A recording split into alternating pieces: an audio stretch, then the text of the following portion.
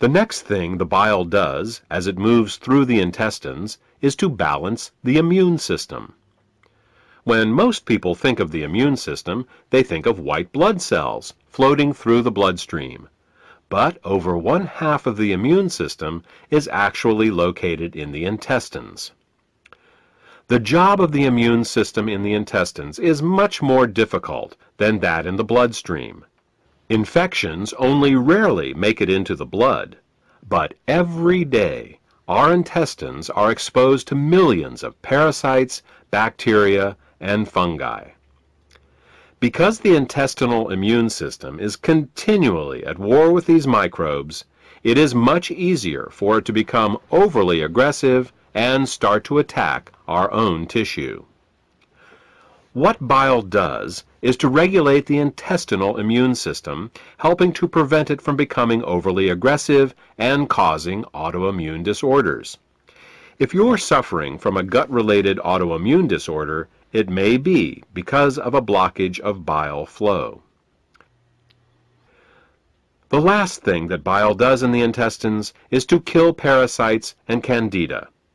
Tests show that even the healthiest person still has some degree of parasitic and fungal infection. While there are many anti-parasitic and antifungal remedies available in the marketplace, most of them are mildly toxic and therefore unsuitable for daily use. If, however, your bile flow is healthy, then you have a built-in defense against parasites and candida.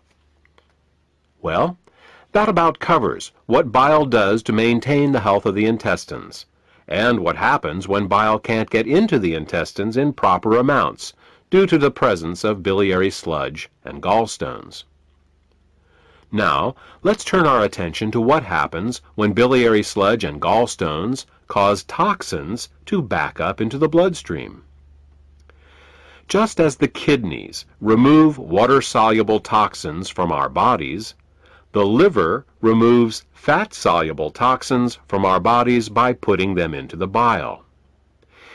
If the bile gets clogged up due to biliary sludge and/or gallstones, then the fat-soluble toxins can't get out, and they start to build up in the body. One of the first signs that bile is backing up is an increase in cholesterol. This happens because the only way cholesterol can leave the body is through the bile. Impaired bile excretion causes cholesterol levels to rise. It's that simple. In addition to the levels of cholesterol rising, bilirubin levels can also begin to rise. If they get to be bad enough, you can see the whites of a person's eyes, and sometimes their skin, take on a yellow tint. The technical term for this is jaundice.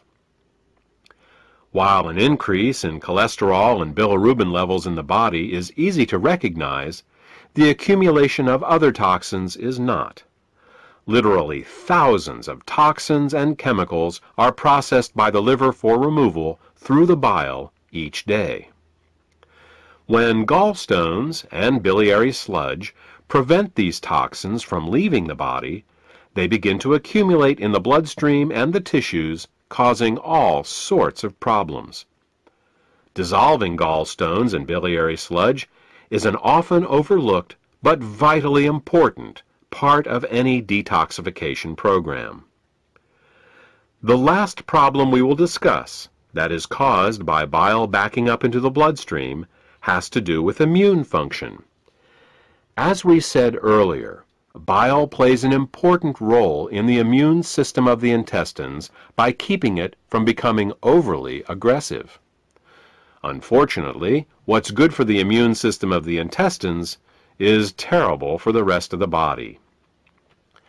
Studies have shown that when bile acids are present in the bloodstream, they inhibit chemotaxis and phagocytosis. These are fancy words for how well white blood cells can locate, move towards, and swallow infectious microbes. Thus, what starts out as a beneficial immunoregulative action in the intestines becomes an immunosuppressive action in the bloodstream and the tissues. These are all effects of bile backing up in the bloodstream.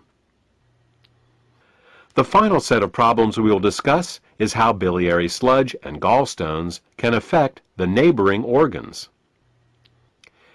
In addition to bile acids backing up into the bloodstream, bile can also back up into the pancreas and liver, where it can cause alkaline burns. This is because the liver, pancreas, and gallbladder all share the same basic plumbing, the common bile duct. There are valves that keep the bile from backing up into the liver and pancreas. If a small stone finds its way into one of these valves, the valve can get stuck in the open position. If this happens, then every time the gallbladder contracts to squeeze the bile into the small intestines, it can also squeeze the bile into the pancreas and the liver, causing caustic alkali burns and irritation. You see, very alkaline substances can burn us just as easily as very acidic ones.